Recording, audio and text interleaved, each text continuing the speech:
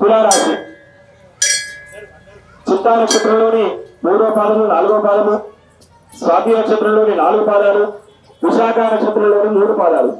మరి అక్షరాల్లో చూసుకున్నట్లయితే రా, రి, రు, రే, రు, త, ఈ, టు, తే ఈ అక్షరాలతో మొదలైనటువంటి వాళ్ళందరూ కూడా తులారాశికి చెందిన వాళ్ళు. మరి ఈ సంవత్సరం తులారాశి వారికి ఆదాయం 11, వ్యయం 5, రాజపూజ్యం 2, అవమానం 2గా చెప్పబడుతున్నది. గురువు ఈ సంవత్సరం అష్టమంలో సంవత్సరం ప్రారంభం అంటే ఇవాళ నుంచి మే 14 దాకా అష్టమ స్థానంలో ఉన్నాడు. మరి ఈ అష్టమ స్థానంలో పోయిన ఈ అష్టమ స్థానంలో దురదృష్టాలు, ధనక్షేమం, క్లేశాలు అంటే ఇన్ని రోజులు ఎట్లున్నాయో ఈ మే 14 తారీఖు దాకా ఈ తులారాశి వారికి అట్లాగే ఉండే అవకాశం ఉన్నది.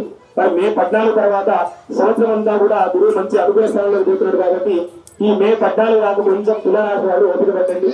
ఈ మే 14 తర్వాత ఈ తులారాశి వారికి అక్టోబర్ 18 దాకా మరియు డిసెంబర్ 5 నుంచి సంవత్సరం చివరి దాకా అంటే మొత్తానికి 260 రోజులు గురువు ఈ సంవత్సరం 9వ స్థానంలో ఉంటున్నాడు. ఎవరికి? తులారాశి వాళ్ళందరికీ కూడా. చెప్పినా కదా మన రాశి నుంచి 2వ స్థానము, 5వ స్థానము, 7వ స్థానము, 9వ స్థానం.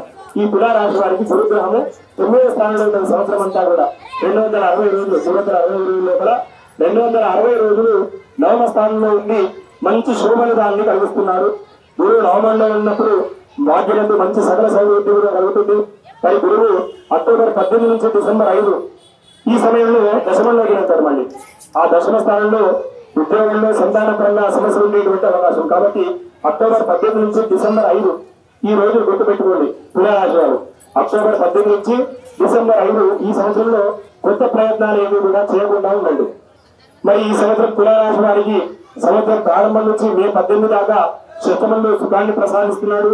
మే 18 నుంచి సంవత్సరం చివరి వరకు పంచమంలో సగం నాశనం అంటే సగం మంచి కలిగిస్తున్నాడు, సగం నాశనాన్ని కలిగిస్తున్నాడు. మరి కేతు గ్రహం కనుక చూసుకున్నట్లయితే కేతు 12వ స్థానంలో సంవత్సరం ప్రారంభం నుంచి మే 18 దాకా ఉంటాడు. మరి 12 నుంచి కేతులు ఖర్చులు అధికంగా ఉంటాయి. కేతు లాభస్థానంలో ఏకాదశి శుభం అంటే మే 18వ తారీఖు నుంచి సంవత్సరం చివరి దాకా కేతు గ్రహం ఈ తులారాశి వారికి చాలా అనుకూలంగా ఉన్నది.